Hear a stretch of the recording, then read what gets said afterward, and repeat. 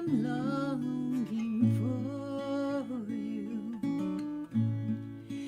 and someday on thee I'll stand.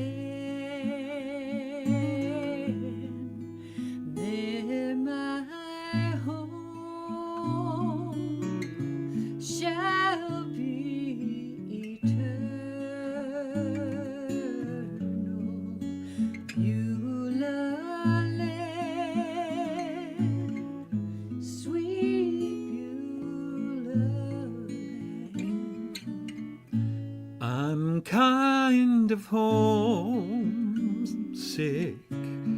oh, for a country to which I've never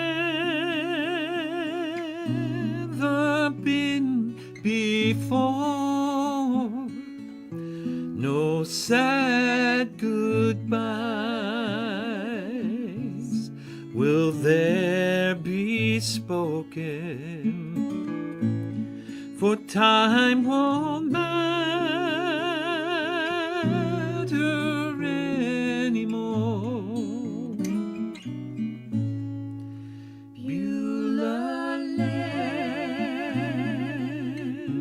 I'm longing for you, And someday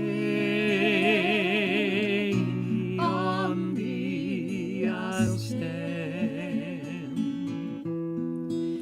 there my home There my home shall be eternal. Beulah land, sweet Beulah land. Well, good afternoon, everybody. My name is Paul, and this is Sandra, and we are at 3 Point Bible Church here in Jonesboro, Georgia. And that's an old gospel hymn, and that is just a. Actually, we have to sing it tomorrow for a funeral, but it's such a beautiful land song. One day we will be in that Beulah land, and it got me thinking because this has not been an easy couple weeks.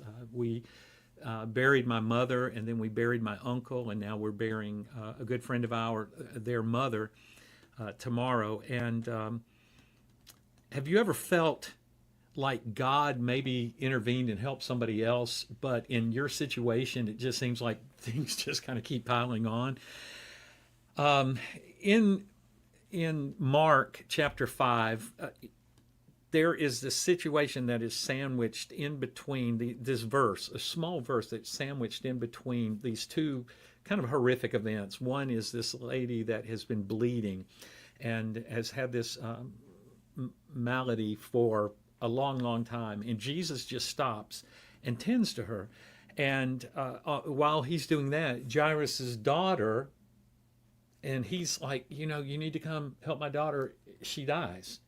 And while he's helping one person, she dies. And Jesus' words that sandwich in there is, "Don't be afraid, only believe." And sometimes we just go from one story to the other story, and we don't catch the crux of that whole thing. That don't be afraid, just believe. The Greek word that's used there, it means don't just stop being afraid. Do not continue in fear, is what he is saying. Jesus is not rebuking in us that feeling of fear, because we are going to fear. When Jesus, when we were talking about Jesus on the boat with the disciples, and they woke him up and they're panicked and everything, and he's saying, like, why are you afraid? And it's like, well, that's us. That's human nature. We're afraid. Why would we not be afraid? We're about to drown. Yeah, and all of our life is it just seems like these situations are coming on, but he's not saying do not fear because the danger isn't real. The danger is real, but what he's saying is do not fear because he is more real than the danger that we're facing. And when he says only believe, the word only there is so crucial. When Jesus says, I am the way, I am the truth, and I am the life, and no one comes to the Father except through me. When Jesus says that, I am the way, I am the truth, I am the life. In John 11, where his friend Lazarus passed away, and Martha runs out and said, if you would have only been here, my brother wouldn't have died. And he goes, Martha, I am the resurrection. I am the life. Why are you concerned about this? Because I am the life. I am the way.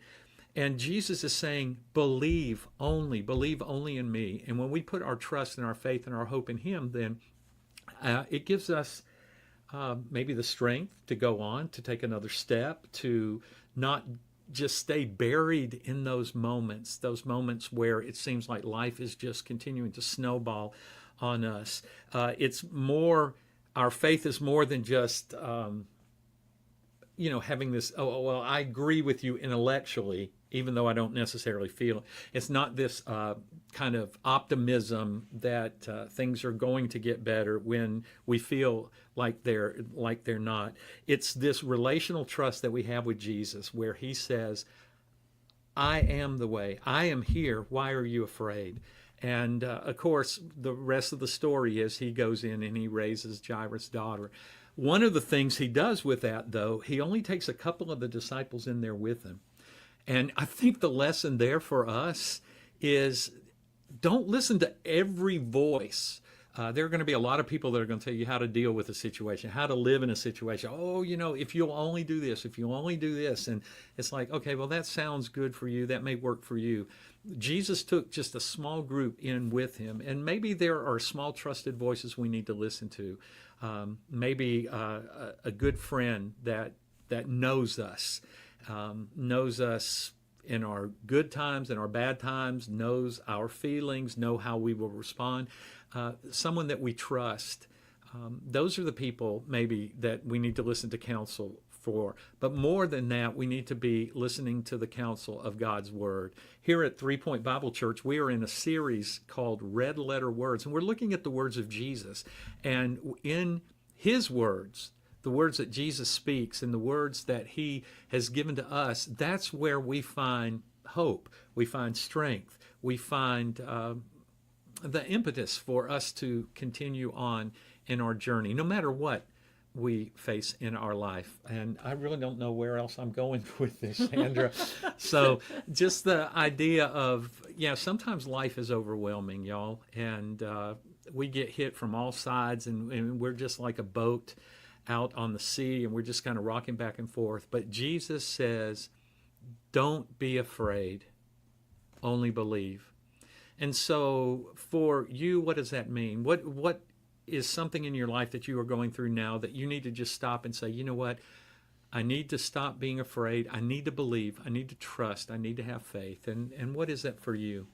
Well, here at 3 Point Bible Church, our hope is that you would let us know how we can pray for you. If you don't have a church home, we'd love to see you here. We gather together on Sundays at 11 for praise and worship and prayer and God's Word.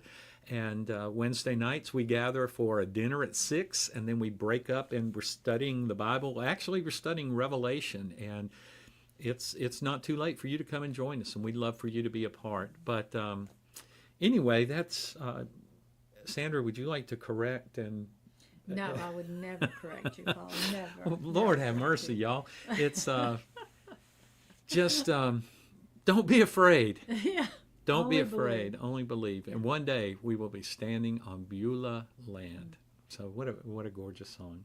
Anyway, again, let me know how I can pray for you. And as always, we look forward to seeing you on next Wednesday for coffee or water or tea or however you want to spend the afternoon with us. We just enjoy spending time with you. And thank you for being here today. I love you guys, and I will see you next week. Bye-bye.